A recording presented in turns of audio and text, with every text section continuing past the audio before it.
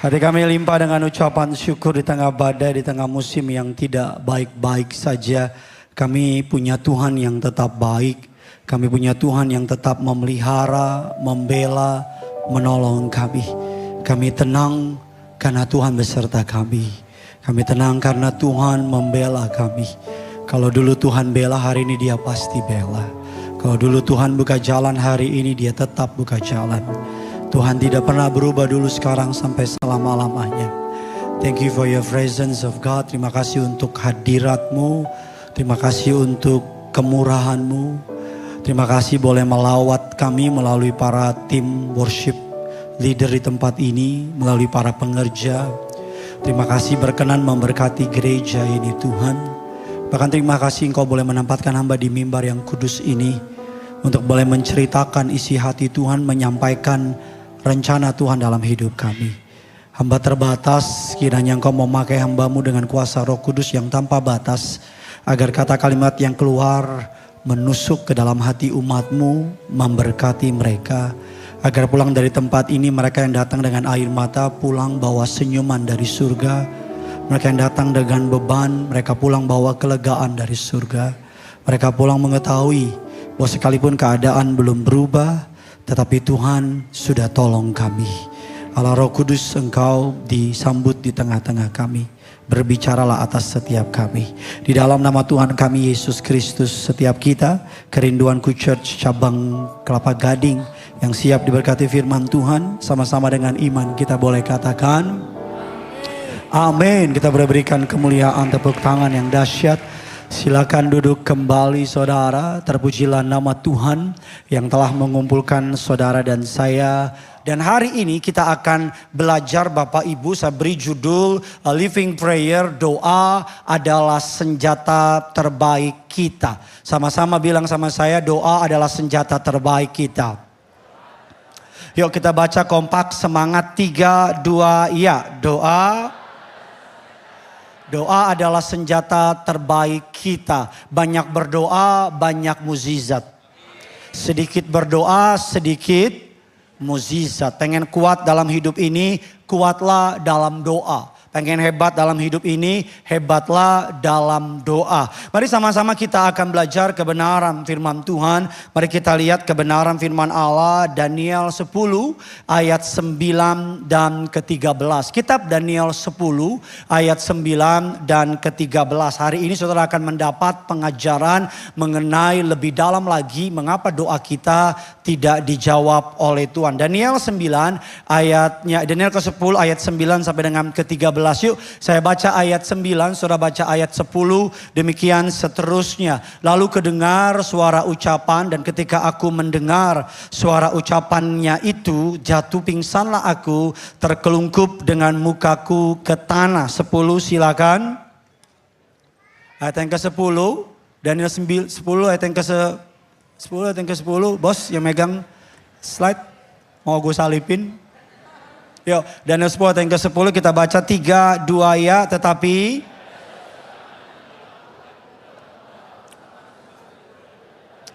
pada tanganku, ayatnya yang ke-11, katanya kepadaku, Daniel, engkau orang yang dikasihi, camkanlah firman yang kukatakan kepadamu, berdirilah pada kakimu, sebab sekarang aku diutus kepadamu. Ketika hal ini dikatakannya kepadaku, berdirilah aku dengan gemetar. Ayatnya yang ke-12 silakan. Sebab telah didengarkan perkataanmu sejak engkau berniat untuk merendahkan dirimu di mana? Dan aku datang oleh karena apa? Ayatnya yang ke-13 kita baca, ayo sama-sama dengan semangat 45. 3, 2, ya. Pemimpin 21 hari lamanya menentang aku, tetapi kemudian Mikael, salah seorang dari pemimpin terkemuka apa? Datang menolong aku, dan aku meninggalkan dia di sana berhadapan dengan siapa? Saudara, kita sering mendengar kisah mengenai Daniel mengenai gua singa. Kita sering mendengar mengenai Daniel mengartikan mimpi Raja Nebukadnezar. Kita sering mendengar kisah teman-temannya Daniel, Sadrak, Mesak, dan Abednego. Tapi kita mungkin suka lupa atau kita nggak pernah mendengar bahwa di dalam Alkitab Daniel pernah berdoa. Saya suka di ayat yang ke-12 dikatakan from the day one. Di hari pertama Tuhan sudah jawab doanya. Sama-sama bilang sama saya, ketika saya berdoa, Tuhan sudah jawab. Alkitab mengatakan di hari pertama Tuhan sudah jawab doanya. Tetapi yang menarik Bapak Ibu, dalam perjalanan di sini Daniel berdoa, minta jawaban doa. Alkitab mengatakan Allah sudah jawab dan Allah utus yang namanya Nebukadnezar deh. Allah mengutus yang namanya Gabriel. Gabriel itu malaikat penjawab doa. Kalau Mikael itu Bapak Ibu adalah malaikat perang. Kalau Amanda itu malaikat di hatiku. Jadi dia udah kirim yang namanya Gabriel. Dan ketika Gabriel hendak menjawab doanya yang namanya Daniel, Alkitab mengatakan ada Raja Persia. Ini kalau dalam istilah teologi dikenal dengan istilah namanya roh teritorial. Bapak Ibu iblis, Bapak Ibu memakai konsep mirip seperti manusia. Di setiap daerah ada pemimpinnya. Ada RT, RW, wali bupati, wali kota, gubernur, sampai presiden. Makanya karena Daniel ada di daerah Persia, maka yang muncul adalah Raja Persia. Bapak Ibu perlu mengerti bahwa setiap doa saudara adalah serangan terhadap kuasa gelap. Saya ulang lagi, setiap doa kita adalah serangan terhadap kuasa gelap. Maka Gabriel berperang dengan yang namanya Raja Persia. Alkitab bilang di hari pertama jawaban doanya sudah ada. Di hari ke-21 baru doanya sampai. Itu pun ketika Mikael, panglima perang Allah, menolong yang namanya Gabriel. Dari sini kita mendapatkan sebuah informasi yang menarik. Bahwa doa kita di alam roh ada peperangan besar antara malaikat Tuhan dengan kuasa kegelapan. Jawaban doa yang Tuhan berikan kepada Daniel sudah dari hari pertama. Allah sudah memberikan jawaban doa kepada Daniel. Tetapi sampai menunggu 21 hari. Bisa jadi jawaban doa saudara Tuhan sudah kasih. Tetapi ada kuasa gelap yang sedang menghalangi doa saudara.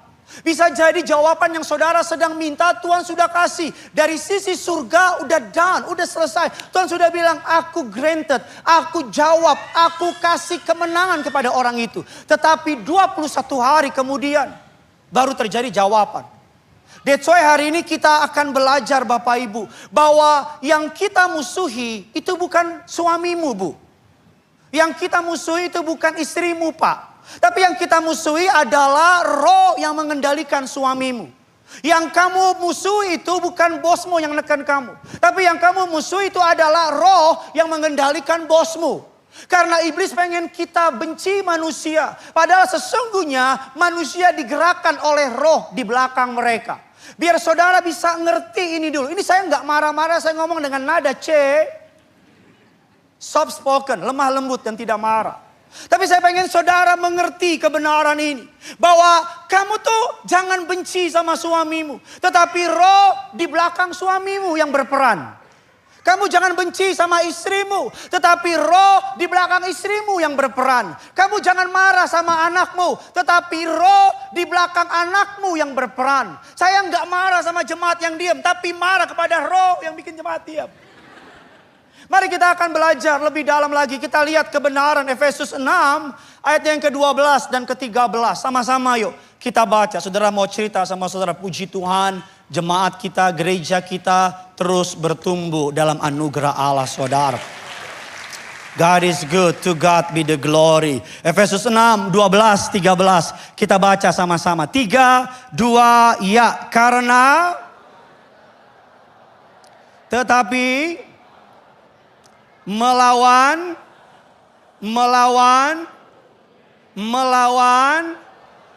sama-sama bilang sama saya, musuh saya bukan manusia.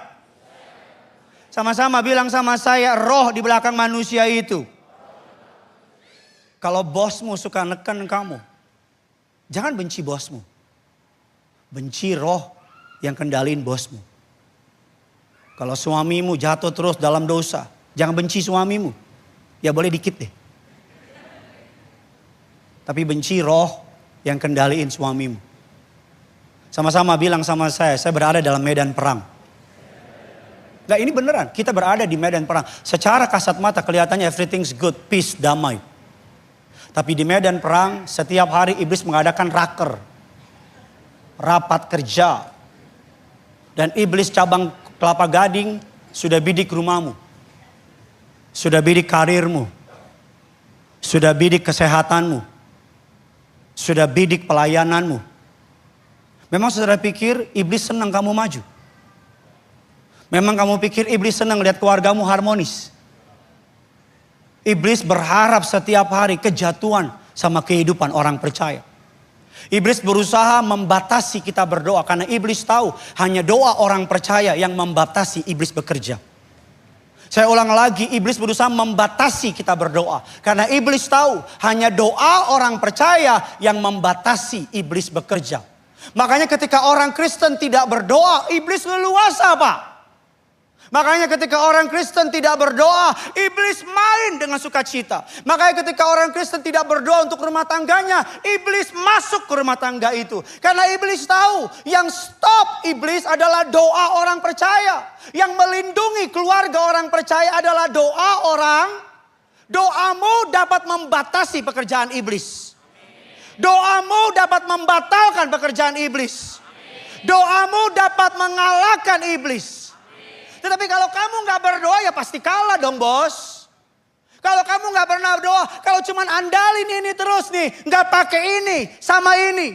Ini sampai mana sih? Saya gak marah-marah loh. Ini sampai mana sih bos? Nih, ini sampai mana sih? Telunjuk. Ini sampai mana? Ini nih akan bawa kamu kemana-mana. Amin. Saya ulang lagi, kalau ini sama ini jadi satu.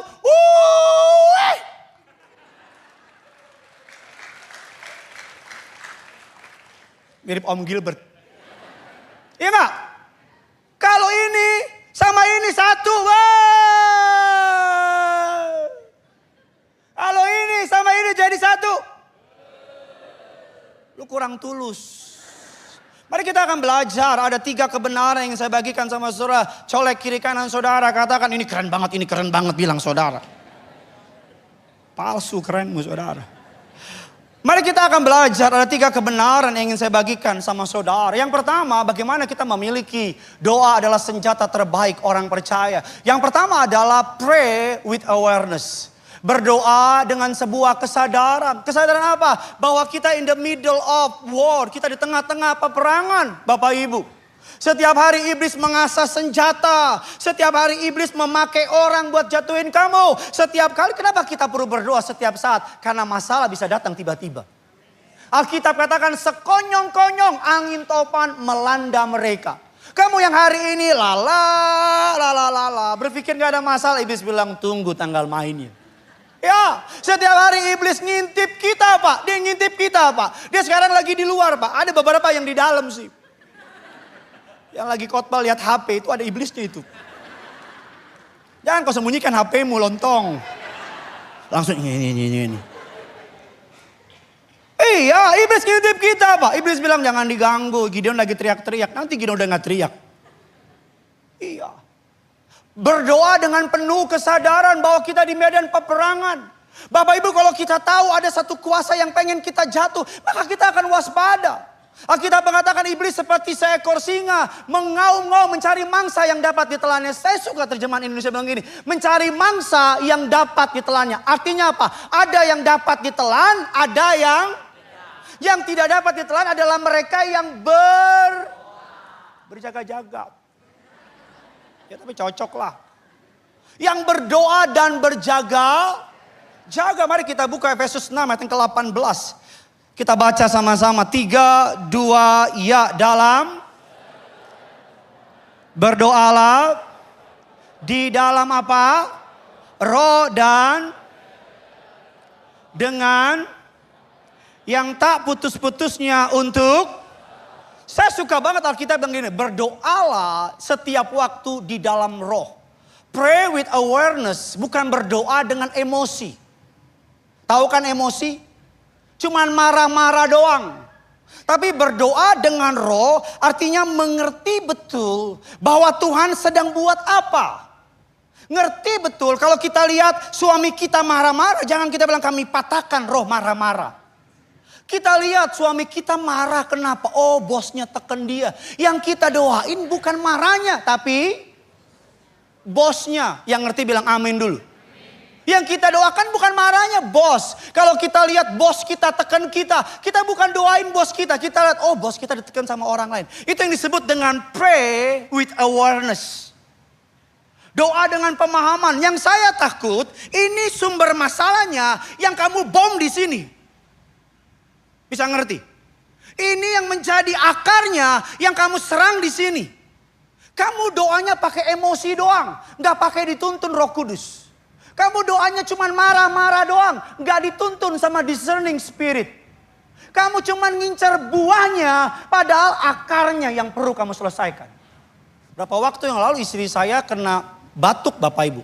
Batuk terus, kasih obat batuk, minggu depan masih batuk. Batuknya sampai kayak batuk orang. Kami bawa ke rumah, udah dikasih obat batuk, udah dikasih jahe. Udah saya kasih cek 1 miliar. Saya yang batuk. Kami pergi ke dokter. Di dokter ternyata istri saya itu bukan batuk. Apa Pak Pendeta? Dia asam lambung. Asam lambungnya udah naik sampai ngelukain tenggorokan. Jadi obat yang kita kasih salah. Kita obatin di sini, padahal harusnya di sini. Bisa ngerti maksud saya? Ini semua saudara dia asam lambung semua. Harusnya asam lambungnya, ketika asam lambungnya diobatin, batuknya hilang. Itu maksud saya tepat sasaran. Beberapa tahun yang lalu saya khotbah di daerah Cawang. Ada seorang bapak-bapak maju ke depan. Kalau nggak Batak, Ambon lah. Cuma 2 kemungkinannya. Dia bilang, Pak Pendeta saya sudah doa bertahun-tahun, 2 tahun. Tuhan gak jawab-jawab. Gak ada Tuhan itu. Saya berusaha sabar. Iya kenapa Pak? Dicerita sama saya. Tiap minggu ketemu, Pak mana doa? Doa-doa Tuhan gak jawab. Doa-doa Tuhan gak jawab. Sampai satu ketika karena dia maju terus. Terus saya tanya, memang Bapak doa apa sih? Iya loh Pak, kan Bapak bilang doa harus spesifik, detail. Bertalu-talu gak pernah stop. Bapak doa apa? Saya doa minta mobil warna merah. This is true story. Boleh tanya Pastor Great teman saya. Saya doa minta mobil warna merah. Ya udah. Tuhan gak jawab tuh Pak. Gak dikasih-kasih tuh mobil. Tiap minggu ngomong itu. Tiap minggu ngomong itu. Sampai suatu hari saya tanya. Pak. Ini pertanyaan basa-basi. Bapak rumahnya di mana sih? Dia bilang. Oh saya di Cawang bawah. Saya tanya ini. Iya itu daerah yang selam. Iya anakku. Daerah yang selam yang banjir. Oh. Terus saya tanya lagi. Rumah Bapak mobil bisa lewat. Boro-boro mobil Pak Pendeta. Motor aja enggak. Saya mulai ngerti nih. Siapa yang rada-rada on di sini. Saya tanya lagi. Pak rumahnya rumah sendiri apa ngontrak? Boro-boro sendiri Pak. Udah 6 bulan belum bayar. Saya tanya lagi terakhir. Pak Bapak bisa nyetir? Enggak bisa lah Pak. Saya mau tanya. Kalau Tuhan kasih dia mobil warna merah.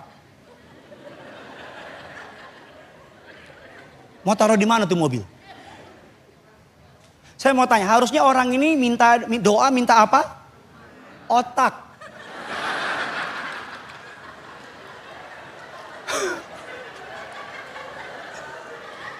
Karena dia doa gak punya otak itu orang. Kalau Tuhan kasih dia mobil, mobilnya taruh di mana? Dia gak bisa nyetir, masa mau tidur di mobil? Bisa ngerti maksud saya? Suatu hari saya pelayanan di Cirebon, Bapak Ibu ada gereja undang saya. Pak tolong Pak, gereja kami gereja mewah. Saya pikir sombong amat ini gembala. Ternyata mewah itu adalah mepet sawah. Jok bapak-bapak. Saya datang lah, karena waktu saya kosong saya datang. Memang gereja kecil di daerah, pinggiran, di sampingnya benar-benar sawah. Selesai khotbah, saya keluar ngobrol sama dia di depan. Dia cerita Pak saya punya cerita lucu. Karena yang ngomong bapak-bapak, saya tahu jok bapak-bapak gak lucu. Saya udah pura-pura senyum gimana, senyum yang corporate ya enggak. Oh gitu. Dia cerita lah, this is true story. Dia bilang gini, Pak waktu saya pindah kemari, tiap tengah malam ada bunyi suara orang kayak nangis Pak. Saya kumpulin pendoa syafaat. Kami tengking roh-roh nangis, roh-roh bunuh diri, roh-roh sedih, kami tengking. Saya bilang berapa lama Pak? 3 minggu kami tengking. Tapi itu tiap malam itu suara selalu ada. Terus gimana ceritanya berikutnya? Hampir sebulan saya keluar, ketemulah sama orang warga sekitar. Warganya lewat, warganya bilang, Pak udah lama di sini. Cerita, warganya bilang, Bapak pernah dengar nggak? Tiap malam suka ada suara. Pendeta bilang, iya saya dengar. Itu suara apa sih? Ada orang pernah bunuh diri ya? Warganya bilang, enggak. Dekat situ ada tukang rumah jagal sapi. Jadi sapi itu tiap malam kalau mau dijegal nangis. Bisa kebayang nggak tiap malam dia bilang kami patahkan roh-roh bunuh diri. Kami hancurkan. Itu Tuhan lihat di atas. Tuhan bilang, Oon. Apa yang mau lo patahin Oon? Ada gereja lantai 3. Di lantai 2-nya dibangun tempat spa. Pendoa siapa? Doanya semangat. Kami patahkan lantai 2. Pendeta bilang kalau lantai 2 patah, lantai 3 rubuh. Halo? Saudara bisa nangkap maksud saya? Pray with awareness. Doa dengan sebuah kesadaran. Bukan sekedar mulut ini buka doang, bukan. Bukan sekedar moncongmu ngomong doang, bukan. Kamu perlu berdoa dengan sebuah kesadaran. Kesadaran yang pertama adalah kesadaran God awareness. Sadar Tuhan lagi buat apa. Jangan ketinggalan sama agendanya Tuhan. Amin. Dikit lagi mau tahun baru. Tanya Tuhan. Tuhan mau buat apa sama kamu? Tuhan mau bikin apa sama kamu? Sadar God awareness. Yang kedua Bapak Ibu. Kita perlu sadar self awareness. Ketika kita doa minta sesuatu. Roh Kudus ingetin. Tuhan berkati kalau aku kaya. Namamu dipermuliakan. Roh Kudus bilang bukan namaku, nama kamu kan. Tuhan tinggikan, kalau aku kaya namamu ditinggikan. Tuhan bilang no, dari dulu namaku udah tinggi, kamu mau tinggi kan. Self awareness, sadar gitu. Ada yang salah enggak? Yang ketiga, Bapak Ibu dikatakan adalah situational awareness, membaca musim hidup.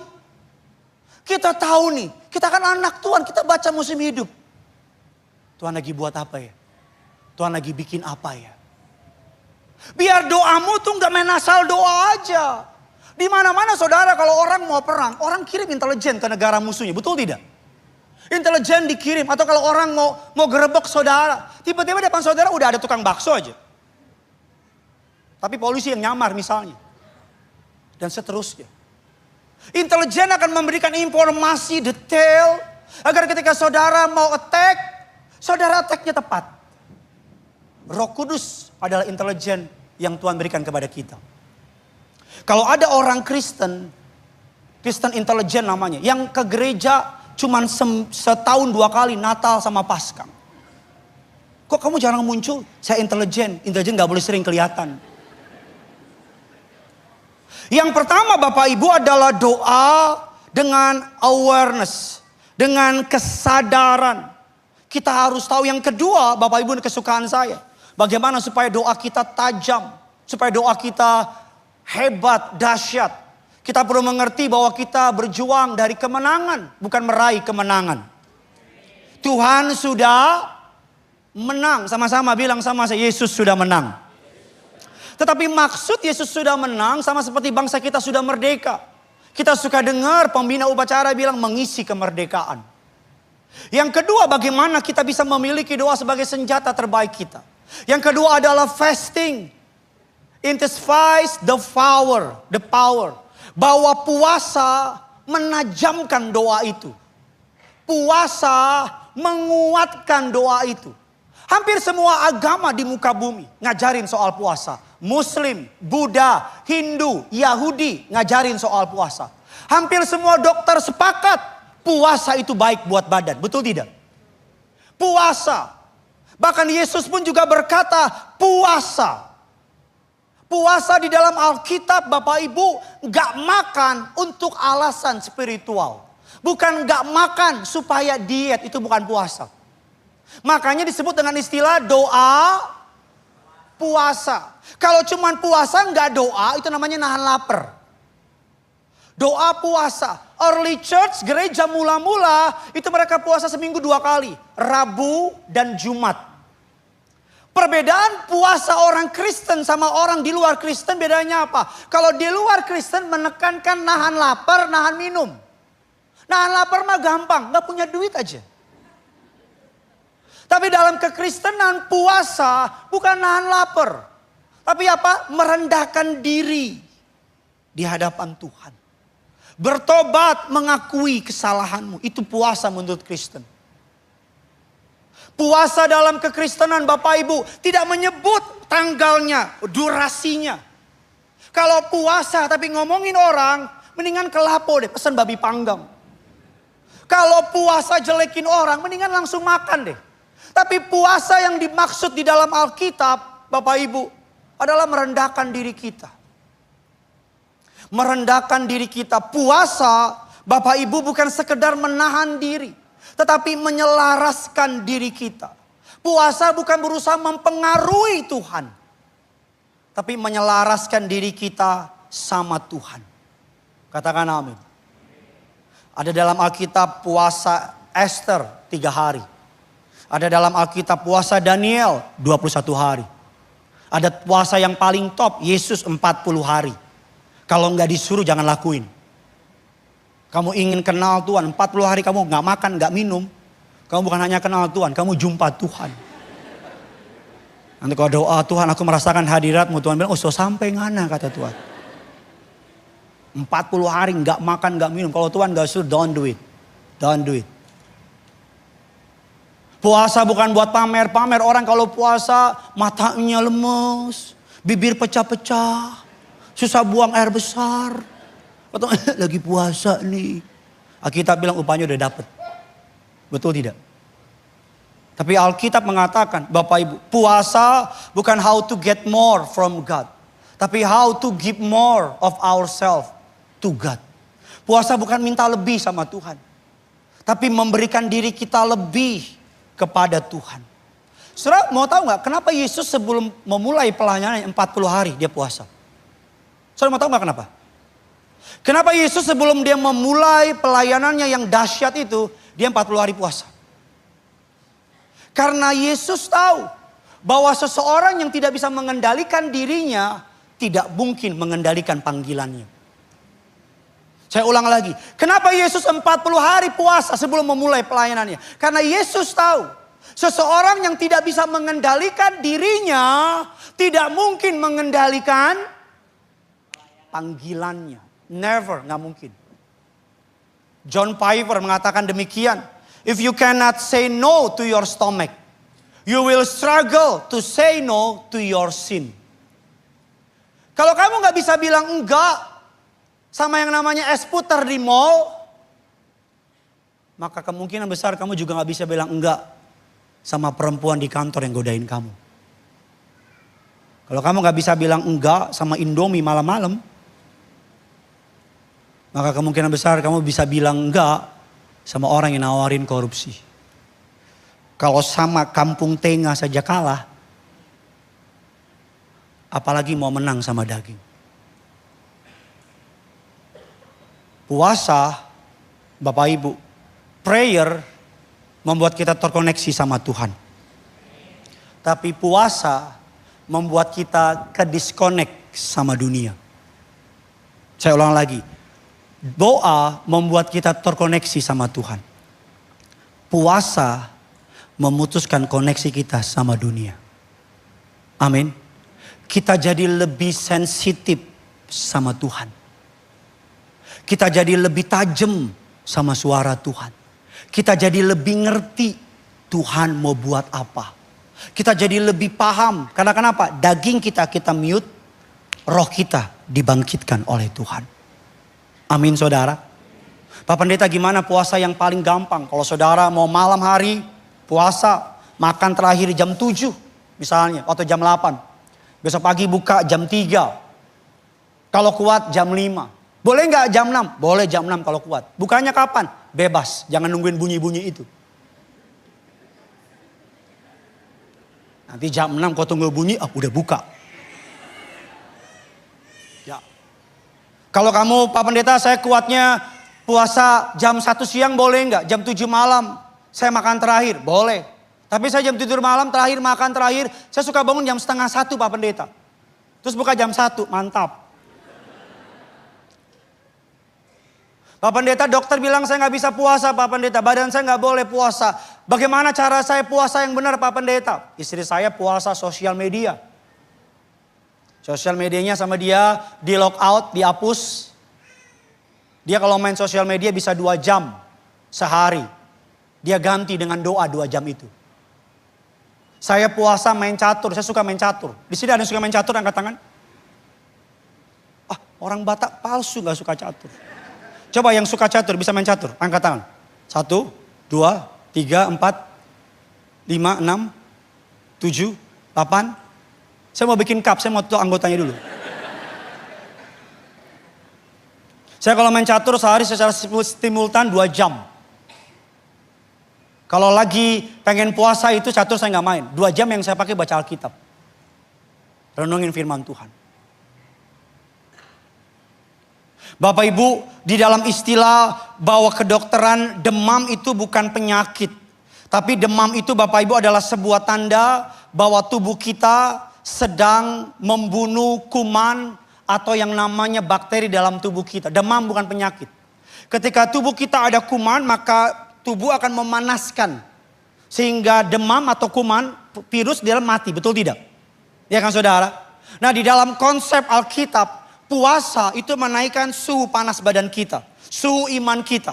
Agar ketika suhu iman kita mulai naik, maka yang jahat di dalam itu mati.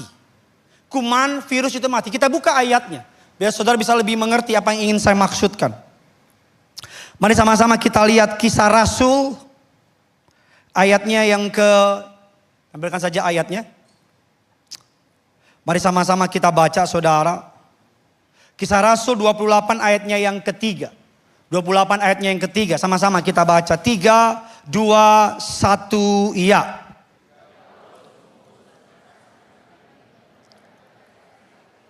Keluarlah seekor ular beludak karena apa? Panasnya api itu. Lalu apa? Setiap kali Alkitab menyebut ular beludak, Alkitab sedang merefer kepada iblis. Ketika Yesus ketemu sama orang Farisi, Yesus bilang, "Hai keturunan ular beludak." Ketika Yohanes Pembaptis melihat orang Farisi daftar antri buat baptis, Yohanes Pembaptis bilang, "Hai orang keturunan ular beludak." Paulus sedang di sebuah kota, di sebuah pulau, dia menaruh ranting, membakar api. Api gambaran pemurnian. Ketika api itu menyala, seekor ular beludak keluar karena panasnya api itu. Puasa dalam merendahkan diri, puasa disertai dengan doa, puasa yang benar, puasa sambil bertobat, puasa sambil mencari wajah Tuhan, puasa sambil bilang Tuhan aku bersalah, puasa sambil hancur hati sama Tuhan akan menaikkan suhu iman kita.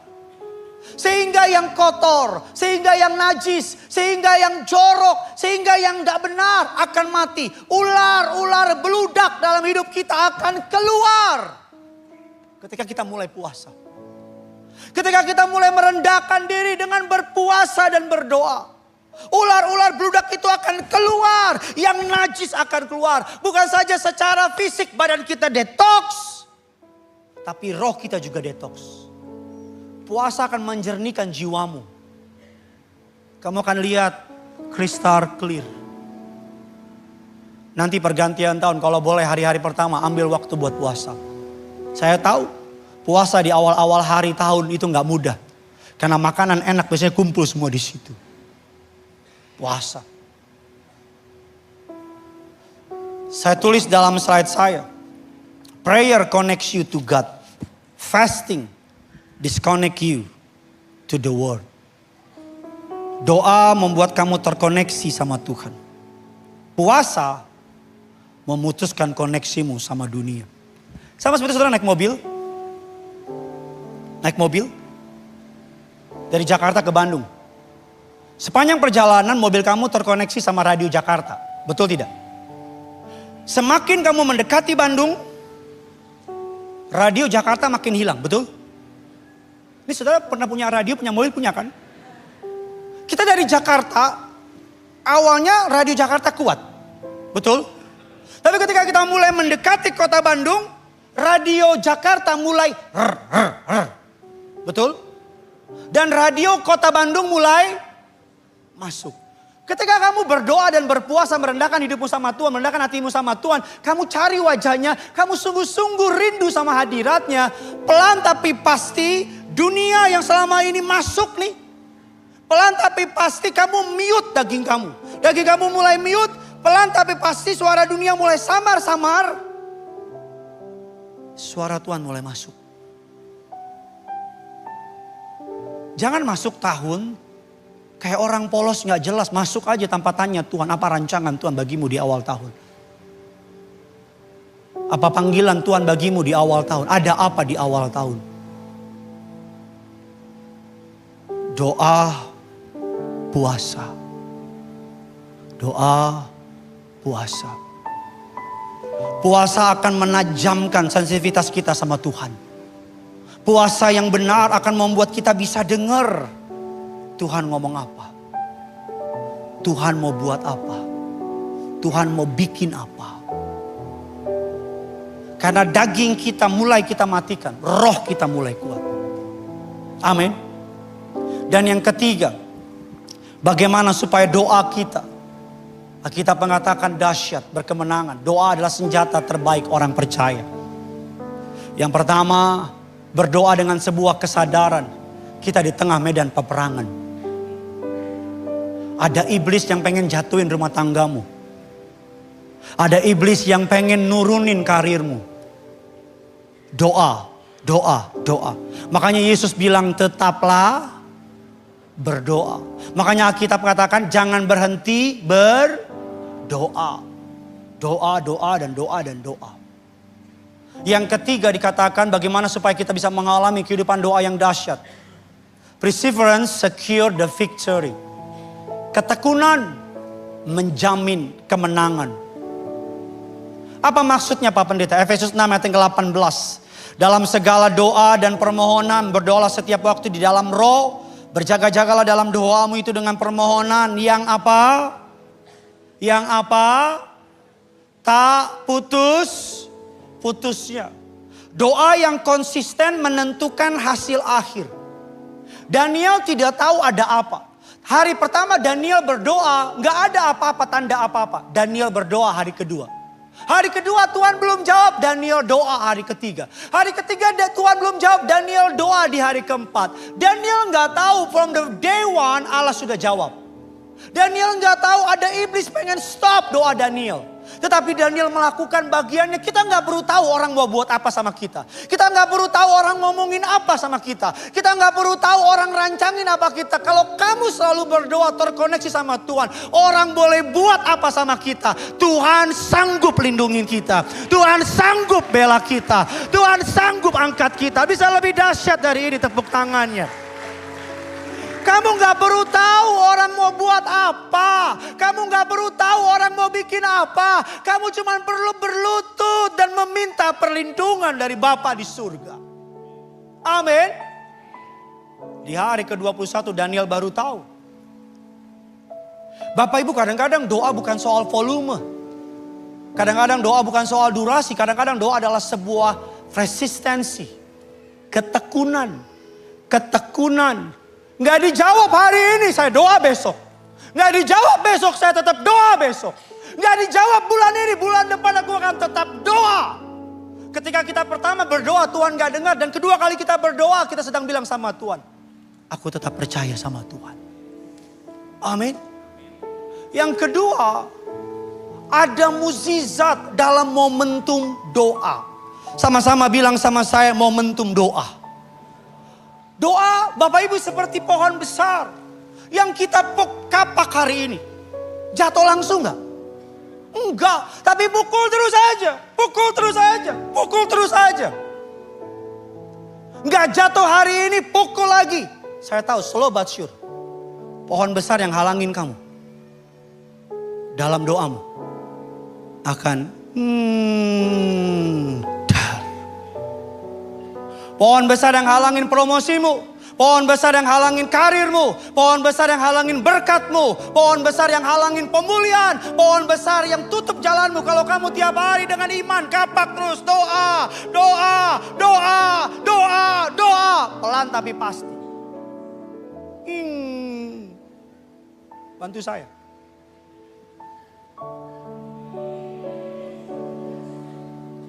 Doa kayak naik sepeda. Kayu terus. Istirahat boleh, tapi jangan stop. Saya ulang lagi. Istirahat boleh, capek Tuhan. Ya duduk sebentar ya.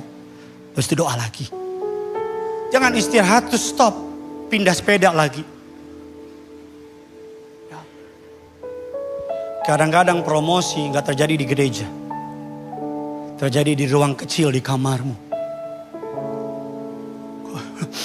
Tolong Tuhan. Tolong Tuhan. Tolong Tuhan. Besok datang lagi.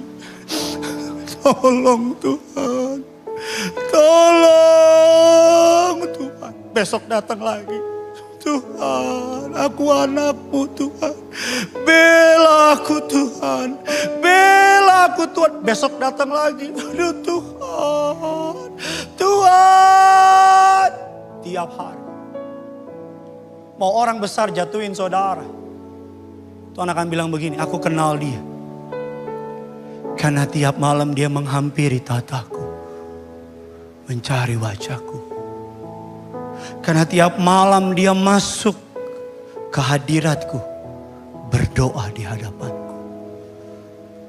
Karena tiap malam dia gak pernah berhenti. Bertalu-talu berseru bagiku. Aku dengar dia. Kadang-kadang musisat kita bukan di gereja. Kadang-kadang musisat kita di kamar kita yang tiap malam kita tidur. Di samping musisatnya. Doa yang paling hebat itu doa tengah malam. Jam 2, jam 3. Saya tahu kenapa? Gak ada saingan. Musuhmu lagi. Kamu. Sujud di altarnya ku bawa hidupku. Tuhan nonton di surga. Ku terima anugerahnya. Musuhmu lagi gini. Malam-malam Tuhan bilang gini sama malaikat. Kat! Maksudnya malaikat. Malaikat bilang, siap. Tuh yang tiap malam nangis-nangis sebut namaku. Tuh yang tiap malam berlutut di circuit place di kamar pribadinya. Cari aku. Berkati. Mereka tanya, berapa banyak bos? Ada berapa di surga? Banyak bos. Kosongin. Kasih dia. Lu jangan tepuk tangan doang lu. Lu gak pernah doa. Saya atas anugerah Allah 6 bulan puasa saya. 6 bulan Pak, 6 bulan. Saudara pernah lihat saya kurus kan? 6 bulan. Tiap malam nangis. Tiap malam. Doa. Kadang-kadang di tempat tersembunyi kita akan melihat ada kemenangan dari Tuhan. Doa bukan hanya berkomunikasi dengan Allah, tapi doa adalah koordinasi sama surga. Keren banget bahasanya.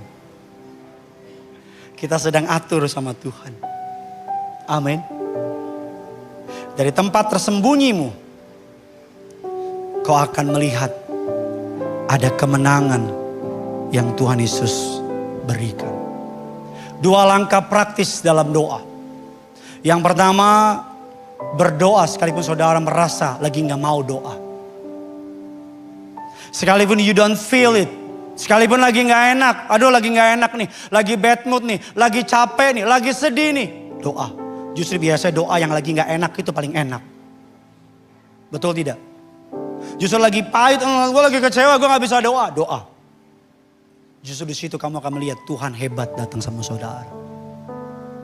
Yang kedua, berdoa ketika damai itu datang, berarti Tuhan sedang bekerja sama saudara. Doa.